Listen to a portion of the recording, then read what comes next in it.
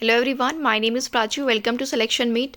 आई hope आप सब अच्छे होंगे और आपकी जो प्रिपरेशन है आने वाले एग्ज़ाम के लिए वो भी अच्छी चल रही होगी। तो जैसा कि आप में से बहुत लोग जानते होंगे कि हम KVS PRT के लिए EVS यानी एनवायरमेंटल साइंस की एक सीरीज़ चला रहे हैं, जिसमें हम इंपॉर्टेंट पॉइंट्स को और क्वेश्चन आंसर्स को डिस्कस करते हैं।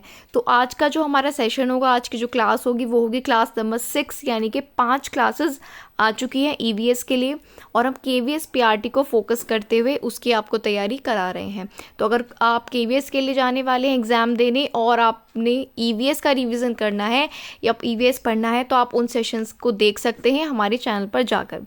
दूसरी बात है कि किसी भी जिस एग्ज़ाम में GS आती है वहाँ पर EVS का भी पोर्शन होता है, तो आप उस एग्ज़ाम के लिए भी KVS की, चाहे आप PGT की तैयारी कर रहे हो, चाहे TGT की या PRT की, उसके लिए भी ये सेशन देख सकते हैं। तो ये था सेशन के बारे में कि ये किस एग्ज़ाम के लिए आपके इम्पॉर्टेंट होने वाला है। अब हम आज का वीडियो स्टार्ट करते हैं। उससे पहले अगर आप हमारे चैनल पर पहली बार विजिट कर रहे हैं या अभी तक सब्सक्राइब नहीं किया है तो सब्सक्राइब कर लीजिए और बेल आइकन को भी प्रेस कर लीजिए, जिससे सभी वीडियोस के आपको नोटिफिकेशन मिलते रहें। और अब आज का वीडियो हम स्टार्ट करते हैं। क्लास नंबर 6 है आज EVS की। ठीक है, चलिए शुरू करते हैं। ओके, तो पहला आज का जो क्वेश्चन है वो है इको मार्क किन भारतीय उत्पादों को दिया जाता है। तो पहला क्वेश्चन आपकी स्क्रीन पर आप देख सकते हैं। इको मार्क किन भारतीय उत्पादों को दिया जाता है। तो इको मार्क उन भारतीय उत्पादों को दिया जाता है जो पर्यावरण के प्रति मैत्रीपूर्ण होते हैं। ठीक है, इको मार्क उन भारतीय उत्पादों को दिया जाता है जो पर्यावरण के प्रति मैत्रीपूर्ण होते हैं, यानी कि जो हमारे एनवायरनमेंट को नुकसान नहीं पहुंचाते हैं। ठीक है, जो पदार्थ हमारे पर्यावरण को नुकसान नहीं पहुंचाते हैं, उनके लिए रिलायबल होते हैं, उनको इको मार्क का जो है एक दर्जा दिया जाता है। ये इको मार्क किस लिए दिया जाता है, ये एग्जाम में पूछा गया क्वेश्चन है, तो आपको याद रखना है। पर्यावरण के प्रति जो मैत्रीपूर्ण पदार्थ होता है उसको ये मार्क दिया जाता है। नेक्स्ट क्वेश्चन, केन्या की नोबेल पुरस्कार विजेता वंगारी माथाई किस क्षेत्र में अपने योगदान के लिए जानी जाती हैं। तो केन्या की नोबेल पुरस्कार विजेता हैं जिनका नाम है वंगारी माथाई। तो ये किस क्षेत्र में योगदान के लिए जानी जाती हैं। तो धारणीय विकास या सस्टेनेबल डेवलपमेंट में योगदान के लिए, और इन्होंने केन्या की ग्रीन बेल्ट मूवमेंट का नेतृत्व किया था। इम्पॉर्टेंट ये है कि अब आजकल जो सतत विकास या धारणीय विकास या सस्टेनेबल डेवलपमेंट गोल्स के बारे में आपको सुनने को मिलता है, इसमें योगदान दिया था केन्या की नोबेल पुरस्कार विजेता वंगारी माथाई ने। इसके लिए ये जानी जाती हैं। और वंगारी माथाई इंपॉर्टेंट हो जाती हैं किस लिए, क्योंकि इन्होंने किस में योगदान दिया था, सस्टेनेबल डेवलपमेंट में, सतत विकास के लिए। ठीक है, तो आपको याद रखना है कि वंगारी माथाई किससे रिलेटेड है, तो ये सतत विकास यानी कि सस्टेनेबल डेवलपमेंट से रिलेटेड है। ये आपको इस तरह से याद रखना है। नेक्स्ट क्वेश्चन, सभी क्वेश्चन किसी ना किसी एग्जाम में पूछे गए हैं, तो आप कोई भी क्वेश्चन को हल्के में ना लें, सभी बहुत आपके लिए इंपॉर्टेंट हो सकते हैं। EPA का पूर्ण रूप क्या है, यानी कि EPA की फुल फॉर्म क्या है। तो environmental protection agency, full form में भी आपसे क्वेश्चन पूछ लिया जाता है जो इंपॉर्टेंट होती है। तो EPA की फुल फॉर्म है E for environmental, P for protection, A for agency, environmental protection agency.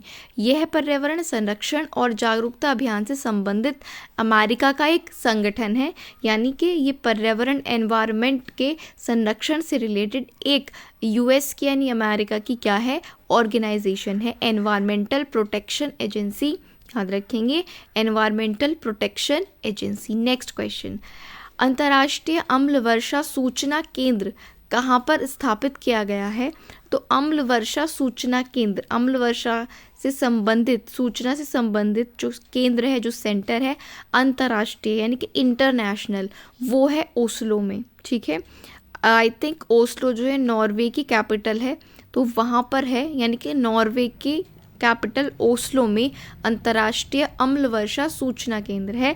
तो ये भी आपको याद रखना है क्योंकि रिलेटेड है ये एनवायरनमेंट से। ठीक है, चलिए यहाँ तक आपको क्वेश्चंस क्लियर हो रहे हैं तो वीडियो को लाइक ज़रूर कर दीजिए। नेक्स्ट क्वेश्चन, मेधा पाटेकर कौन है। ठीक है, मेधा पाटेकर के बारे में आप क्या जानते हैं। तो नर्मदा बचाओ आंदोलन से संबंधित मेधा पाटेकर पर्यावरणविद और सामाजिक कार्यकर्ता हैं। ठीक है, बेसिकली एनवायरनमेंट के लिए मेधा पाटेकर काम करती हैं। ठीक है, और ये जो संबंधित है नर्मदा बचाओ आंदोलन से। आपको याद रखना है मेधा पाटेकर एक पर्यावरणविद हैं, सामाजिक कार्यकर्ता हैं और संबंधित हैं ये नर्मदा बचाओ आंदोलन से। नेक्स्ट क्वेश्चन, राष्ट्रीय पर्यावरण शोध संस्थान कहाँ पर है? Very very very important question. Bharat का जो नेशनल एनवायरमेंट रिसर्च इंस्टीट्यूट है, देखिए नेशनल एनवायरमेंट रिसर्च इंस्टीट्यूट या फिर राष्ट्रीय पर्यावरण शोध संस्थान, ये नागपुर महाराष्ट्र में है, आपको ज़रूर याद रखना है। ठीक है, राष्ट्रीय पर्यावरण शोध संस्थान कहाँ पर है? नागपुर महाराष्ट्र में है, याद रखेंगे। ठीक है, अगर पर्यावरण का शोध करना है तो आपको कहाँ जाना पड़ेगा? नागपुर जाना पड़ेगा, ऐसे आप इसको याद रख सकते हैं। हमारी कोशिश गाइस यही रहती है कि हम जितने क्वेश्चंस आपको सेशन में करा रहे हैं वो अच्छे से कराएं, जिससे आपको अगर वो कहीं दिख जाए क्वेश्चन तो आप उसको टिक तो ज़रूर करते हैं। तो इस तरह से हम क्वेश्चन को आपको यहाँ पर बताते हैं कि जिससे आपको क्वेश्चन याद हो जाए, यहीं पर आपके दिमाग में फिट हो जाए। तो पर्यावरण शोध संस्थान राष्ट्रीय कहाँ पर है? नागपुर में। नेक्स्ट क्वेश्चन, ग्रीन पीस क्या है?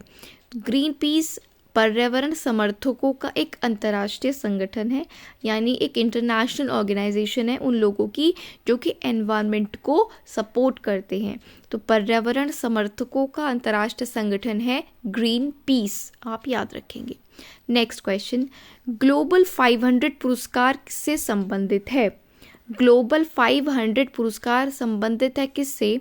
पर्यावरण प्रतिरक्षा से। पर्यावरण प्रतिरक्षा से संबंधित है ग्लोबल 500 अवार्ड, ये आपको याद रखना है।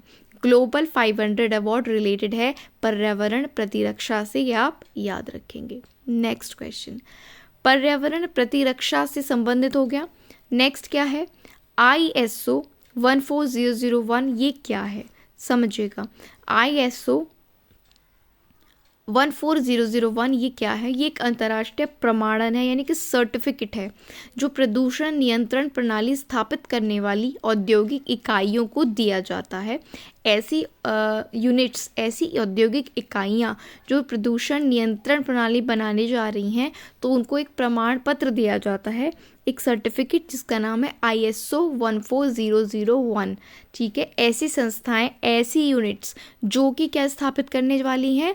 प्रदूषण नियंत्रण की प्रणाली को, उनको ISO 14001 सर्टिफिकेट दिया जाता है। तो ये भी आप याद रखेंगे। अगर आप KVS PRT के लिए जा रहे हैं और आप डेफिनेटली या तो आप कोई बुक्स फॉलो कर रहे होंगे या फिर आप किसी कोचिंग के नोट्स फॉलो कर रहे होंगे या कोचिंग क्लासेस ले रहे होंगे, तो आप बिल्कुल लेते रहिए और उनको साथ साथ आप फिनिश करते रहिए। डेली वर्क को ज़्यादा आप पेंडिंग ना रखें, क्योंकि एग्ज़ाम KVS एक जो है सेंट्रल में आता है। KVS का एग्ज़ाम ज़्यादा लेट नहीं करेगा, टाइम ऑलरेडी लेट वैकेंसीज आई हैं, तो आप बात के चक्कर में ना रहें कि बाद में पढ़ लेंगे। तो पढ़ना आपको साथ साथ है, और अगर हो सके तो आप अपना एक रिवीजन का डे भी रखिए, चाहे वीक में रखिएगा कि आपको अपने सब्जेक्ट्स पढ़े, आपको इनको रिवाइज भी करना है साथ साथ, कि अगर किसी भी दिन एग्ज़ाम आ जाए। क्योंकि देखिए, एक बार पढ़ने से, मेरा भी तक का एक्सपीरियंस ये कहता है कि एक बार पढ़ लेने से, आप चाहे आपने पूरा सिलेबस एक बार पढ़ लिया है तो आप बहुत कम चीज़ों को याद रख पाते हैं। ठीक है, लेकिन अगर आप उसको 2 से 3 बार रिवाइज़ कर लेते हैं, वो तभी आपके लिए बेनिफिशियल होता है। क्योंकि 10-20% एग्ज़ाम में अगर आप कर भी देते हैं तो आपका सिलेक्शन नहीं होगा। तो सिलेक्ट होने के लिए आपको रिवीज़न करना बहुत ज़रूरी होता है। तो आप साथ साथ फिनिश करते रहें।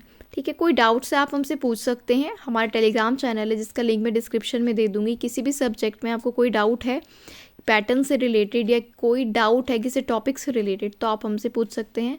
अभी टाइम कम रहने की वजह से सिर्फ मैं EVS का ही आपको यहाँ पर करा पा रही हूँ, अदरवाइज़ मेरी प्लानिंग थी कि मैं और भी सब्जेक्ट्स आपको यहाँ पर कराऊँ। लेकिन सपोर्ट एक तो थोड़ा कम रहता है आप लोगों की तरफ से, जिससे मैं अभी सिर्फ EVS की क्लासेस का रिवीजन आपको करा पा रही हूँ। और अगर आपका सपोर्ट अच्छा रहता है तो इन क्लासेस को हम कंटिन्यू ज़रूर रखेंगे। तो चलिए, अब ये थोड़ा आपकी पढ़ाई से रिलेटेड है कि आपको रिवीजन साथ साथ करते चलना है। नेक्स्ट क्वेश्चन क्या है? राजीव गांधी वन्यजीव संरक्षण पुरस्कार किसको दिया जाता है? तो भारत सरकार के पर्यावरण और वन मंत्रालय द्वारा राजीव गांधी वन्यजीव संरक्षण पुरस्कार की शुरुआत की गई थी 1998 में। ये पुरस्कार वन्यजीव संरक्षण और अनुसंधान के क्षेत्र में उल्लेखनीय कार्य करने वाले अधिकारियों तथा फील्ड वर्करों को दिया जाता है। यानी कि जो वन्यजीव संरक्षण में और उनके रिसर्च अनुसंधान के क्षेत्र में अच्छा कार्य करते हैं उन अधिकारियों और फील्ड वर्कर्स को दिया जाता है राजीव गांधी वन्यजीव संरक्षण पुरस्कार। इसके नाम से ही पता चल रहा है कि वन्यजीवों का संरक्षण करने के लिए ये पुरस्कार दिया जाता है।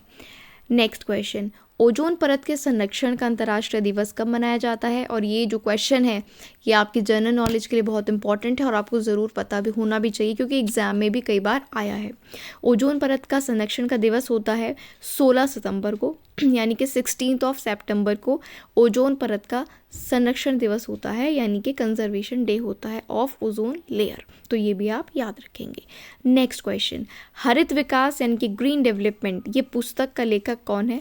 एक बुक है जिसका नाम है ग्रीन डेवलपमेंट या हिंदी में कहें तो हरित विकास। ये बुक किसने लिखी है? तो ये बुक लिखी है W.M. एडम्स ने। ठीक है, ग्रीन डेवलपमेंट जो बुक है, वैसे बुक्स अधिकतर जिस नाम से होती हैं उसी से पूछी जाती हैं, तो आप ग्रीन डेवलपमेंट को याद रखिएगा। ये बुक लिखी है W.M. एडम्स ने। किसने लिखी है ग्रीन डेवलपमेंट? W.M. एडम्स ने। ठीक है, तो ये क्वेश्चंस आंसर्स थे आज के सेशन के। ठीक है, आई होप आपको ये यहाँ पर सब समझ आए होंगे, कुछ पढ़े हुए भी होंगे, तो यहाँ पर क्या है आपके क्वेश्चंस रिवाइज हो जाएंगे और कुछ आपको नए भी क्वेश्चंस देखने को ज़रूर मिलेंगे।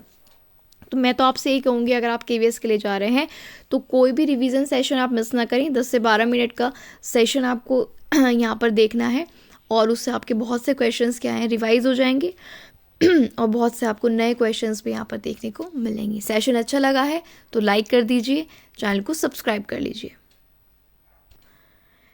ठीक है, तो आपको वीडियो को जाने से पहले शेयर करना है जिससे ज़्यादा से ज़्यादा लोग इस वीडियो को देख पाएँ और हमारी कोशिश यही रहेगी कि हम ज़्यादा से ज़्यादा सेशंस आपके लिए EVS के यहाँ पर लेकर आएँ। EVS का लोगों को बच्चों को बहुत डाउट रहता है क्योंकि EVS का जो सिलेबस है काफ़ी ब्रॉड रहता है।